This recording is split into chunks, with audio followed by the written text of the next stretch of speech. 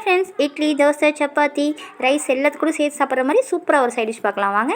2 spoon எண்ணெய் விட்டுட்டு அது கூட நம்ம பொடி பொடியாக நறுக்கி வச்சு வெண்டைக்காயெல்லாம் ஆட் பண்ணிக்கலாம். உங்களுக்கு என்ன ஷேப் பிடிக்குமோ அந்த ஷேப்பில் நீங்கள் கட் பண்ணிக்கலாம். நல்லா வெந்து வர அளவுக்கு வதக்கிக்கோங்க. கலர் மாறாமல் பார்த்துக்கோங்க. உப்பு கொஞ்சமாக சேர்த்துக்கோங்க.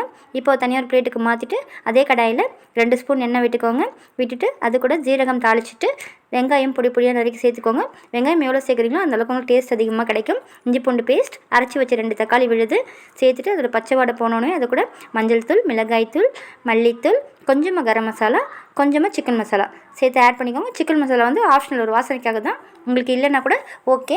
தண்ணி ஊற்றி நல்லா எண்ணெய் பிரிஞ்சு வந்தப்புறமா அது கூட தயிர் ஆட் பண்ணிவிட்டு ஒரு கொதி வந்ததும் நம்ம வதக்கி வச்சுருக்க வெண்டைக்காய் சேர்த்துக்கலாம். நான் ரைஸுக்காக செய்கிறதுனால கொஞ்சமாக இது மாதிரி மசாலாவோட எடுத்துக்கிறேன். நீங்கள் சப்பாத்தி, இட்லி, தோசைக்குன்னா கொஞ்சம் கிரேவியாக எடுத்துக்கோங்க. சூப்பராக அல்டிமேட்டாக ஒரு வெண்டைக்காய் மசாலா ரெடி. ட்ரை பண்ணி பாருங்கள் ஃப்ரெண்ட்ஸ்.